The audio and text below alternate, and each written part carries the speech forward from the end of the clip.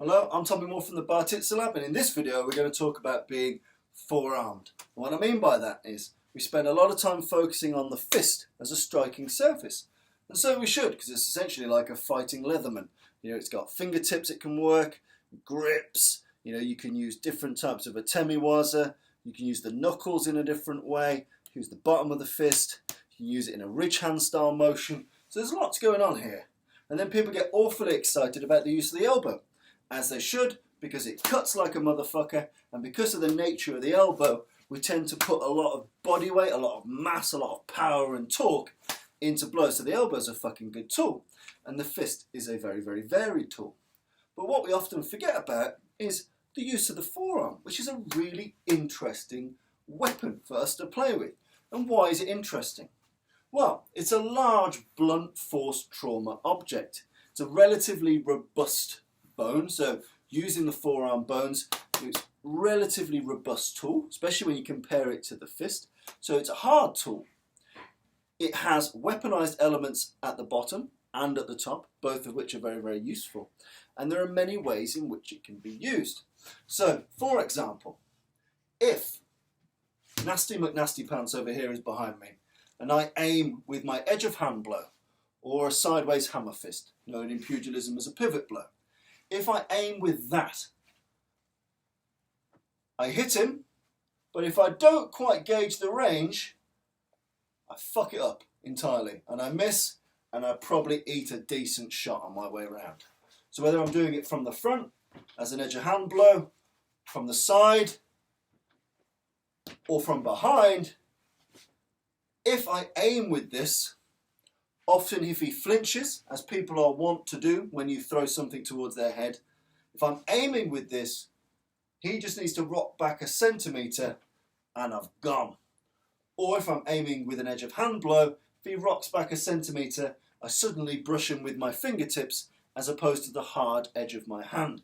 Either way, sucks for me, great for him. If I aim with my forearm and I hit him, using the exact same body mechanic as the edge of hand blow. So if I hit him here, or if I hit him from behind, or if I hit him, just from here. If I aim with the forearm, it's a bigger weapon to target him with. If he rocks back a centimetre and I've aimed with the forearm, he's still getting the side of the fist, or he's still eating the edge of hand blow. So he still eats a decent tool. So, if you're going here with an edge of hand blow, but I'm aiming with the forearm, if he leans back just a little, I still twat him. And if he doesn't lean back, he's eating a whole chunk of forearm as a big, heavy, hard tool around the face. So aiming with the forearm means that if he moves just a smidge, he still gets the fist weapon. If he's too close, he still gets the elbow weapon. So let's say I'm at the cash machine, I'm getting cash out, I'm at the bar, dickhead behind me kicks off. If I aim with the forearm but he's a bit too close, smash him with the elbow. No bother, still does the business. If he's a bit too far, and I was aiming with the forearm but he's a bit too far, I still smash him with the edge of hand blow, or the pivot blow. Again, no bother, that's definitely hurting. So aiming with this allows me to compensate for distances that shift and change in the dynamic of a fight. So it's a really interesting tool. So ones to develop are where you'd use an edge of hand blow or a pivot blow. So these horizontal axes, wherever you want to do it. The vertical axes, so again, if he rocks back and I've aimed, let's say I've used the edge of hand blow to the collarbone and he moves back a smidge, I basically chop him on the tit and it's just going to fucking sting. It's going to sting, might hurt his muscle, but I've gone from a really good collarbone shot to essentially a small bothering kind of hit to a muscle. If I aim with the forearm, completely in that collarbone area, if he moves forward a bit or back a bit, it doesn't matter. If he moves back a bit, I still get the edge of hand blow right on his collarbone. If he moves forward a bit, he's still getting a hard lump of forearm at any point in my forearm, smashing down right on his collarbone. So again, aiming with the forearm, It's actually a really useful tool. And then you've got other instances. So, Fairbairn in his guides, he's got the matchbox trick. So with the matchbox trick, you've got hard object here, and it's a strike using the edge. Now you can still perform that technique empty-handed, so you can still fire it like so. And a lot of French savate systems, early French savate, they use this long, what I call the Charlemagne hook, long, extended sideways hook using that tool. But whether it's Fairbairn or whether it's early French martial arts, either way I can replace that with a pretty decent forearm shot. From here. So again, if he moves slightly out of range, as a flinch reaction, he's still getting a cracking shot with the fist. If he gets too close, I've still got a ballistic grapple, a ballistic seizure. I've got his head in some degree of grip in a way that hurts him as well as grapples him. But either way, by using this forearm, I've given myself some insurance. It'll twat him sweet. He'll lean back and he'll still get twatted with the fist, or he'll get too close, in which case I've achieved a ballistic clinch from here. So either way, using this forearm as a tool for hooking motions, for edge of hand motions, is really, really, really important.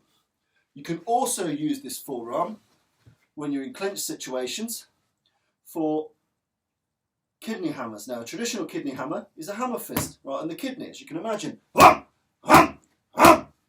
you can achieve the exact same result using the forearm. Forearm is a bit of a harder tool, and if he wiggles and moves back, you guessed it, he gets the fist. So again, I'm just putting a bit of insurance in that if he does move, if I aim forearm first, I'm still crunching that kidney, and if he moves a bit back, he's still catching the fist element here.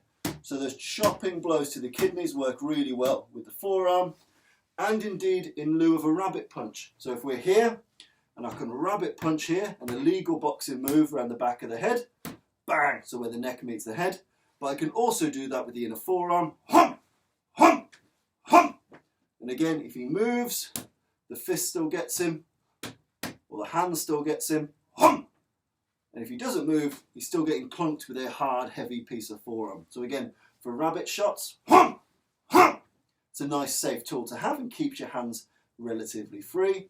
For the kidneys, it compensates for the fact he may move, using the forearm. If he does move, or we get a bit of separation, I've still got the fist available to me. So there's many, many, many ways in which the forearm can be used as a tool, but for me, its main benefits are it's hard, it's robust, it's long as a weapon, so the accuracy doesn't need to be full on, and it compensates for people moving. So if I think forearm first, I'll always get him with something, whether he moves in, out, or stays exactly where he is, there'll be a tool that serves my purpose because the forearm is flanked by two very, very, very good weapons. So give those a go. Try thinking forearm first for your edge of hand blows, for your kind of ridge hand slash savate slash combative hooks, those rounding blows, or once you're in close, for those kidney hammers, or for those rabbit punches. Either way, sometimes being forearmed is being forearmed. Enjoy!